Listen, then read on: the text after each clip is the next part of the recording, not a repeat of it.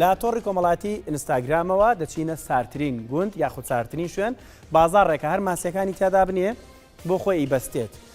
رووسیا تودەی ئەم بابەتی بڵاو کردوەوە ئاماژەی بۆ کردووە ئەو کەسانی کە لەم بازاڕدان ئەم ساڵ خۆشن لەبەرەوەی پیان وایە گەرمە سیپ لە خوار لە سفر پلەی سەدیەوەیە ئەوان دەڵێن ئەم ساڵ جێگەی دڵخۆشیە کە دەتوانین بە ئارامی وە گەشتیارێکی زۆر بێن لە بازاڕەکەی مەدا ماسەکان وەکو لەوێنەکاندا دەیبینن تەنها لە دەرەوە هیچ بە فرگری و سەلاجە و مجەمیدەیەکی ناوێت بۆ خۆی لە دەرەوە دەیبەستێت پێکەوە سەرنجە دەینە ئەو گوندە بزانین لەکوێیە وە کۆمەڵێک زانیاری تریشی لەسەر دەخینە ڕوو.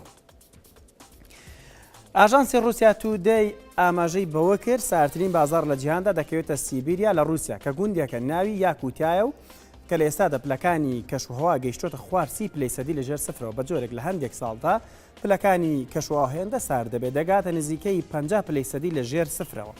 هەموو شتەکان لێرە دەیبەستێت. یەکێک لە سەرنجڕاکێشی ئەم گوندە ئەوەیە لە نێو بازاڕەکەدا هیچ جۆرە ساردکەرەوەیەک نییە بۆ هەڵگرتنی خواردنەکان بە تایبەتی بازاڕی ماسی. ئەو خۆراکانی پێویست لە شوێنی ساردا بپارێزێن هەر بە پێش چاوی هاوڵاتیانەوە دانراون و لە دەرەوە سەرجەمیان بەستویەتی.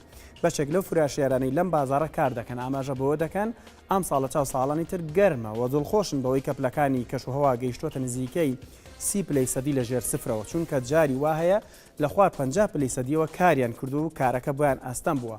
ئەم فرۆشیارانە ئاماژەش بەوە دەکەن لێرە دەبێت سێ چین پۆشاک بپۆشن بە جۆرێک پۆشاکەکان دەپۆشن کە بواری جوڵەیان نامێنێت و بە ئاستەم دەتوانن بجوڵێنەوە لەبەرەوەی پێویستیان بە ئەو پۆشاکانەیە کە تەواو لەشیان گەرم دەکاتەوە.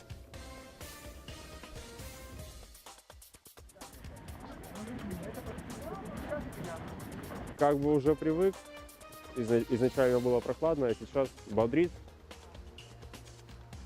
Постоянная работа, дела, что-то носишь, даже доходит до пота.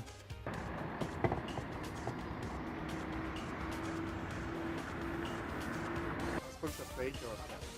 Ну, с утра и до вечера. Вообще рождена была в Киргизии, студентка еще сюда приехала, меня по...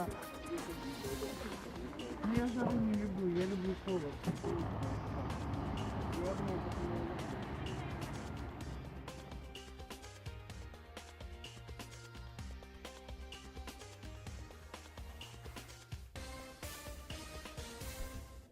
لە خوارسیپلە هەر بەدەم ئاسانە یعنی تۆ و ماسیانی کە لەوێدا دەبیندێ و بابەتانە هەمووی بە تەواوەتی بەستوێتی ڕەنگاوان چانسێکیوانە بێ کە زۆر کارەبا بەکار نەبن یاخود پێویستیان بە فەرگر و هەندێک ئامێری و سەلاجە و ساردکەرەوە نەبێت ئەم چانسیان بۆ ڕەخساوە بەڵام بە دەر لەوە دەبێت و پارەیەکی زیادە بن بەو پۆشاکانی کە دەیپۆشن و تاوەکو خۆیان بەم شازە گەرم بکەنەوە.